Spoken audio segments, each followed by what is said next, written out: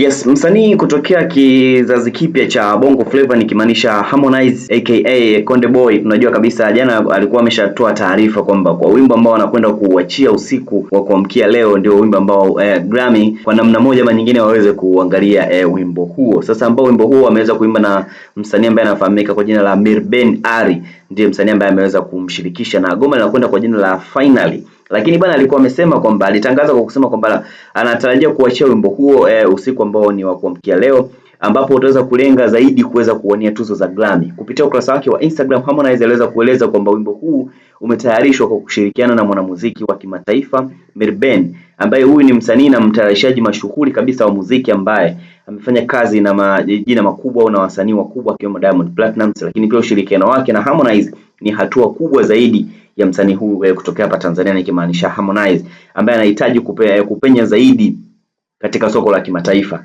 Lakini pia Harmonize ameweza kusisitiza pia kuwa wimbo huu ndio uthibitisho kwa muziki wake unazidi kupaa kimataifa, na amewataka mashabiki wake wasikubali kuweza kupotoshwa na maneno ya watu wanaodai kuwa hajafika kiwango cha mataifa, kwa sababu watu wengi wamekuwa wakiwa wana connect vitu vingi sana kwamba msanii ili afike kimataifa inabidi awaje, afanye kitu gani.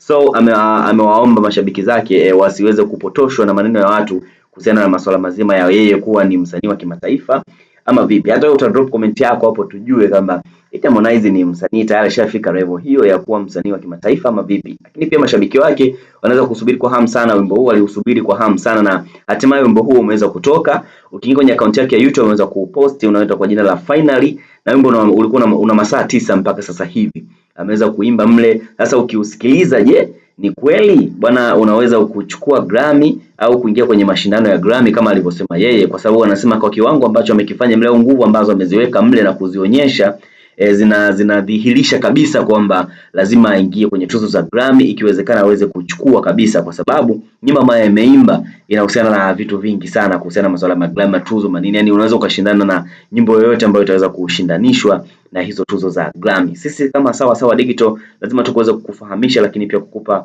habari kiganjani mwako kwa wakati, lakini pia kwa kutuweza kutufuatilia utakuwa umefanya poa zaidi.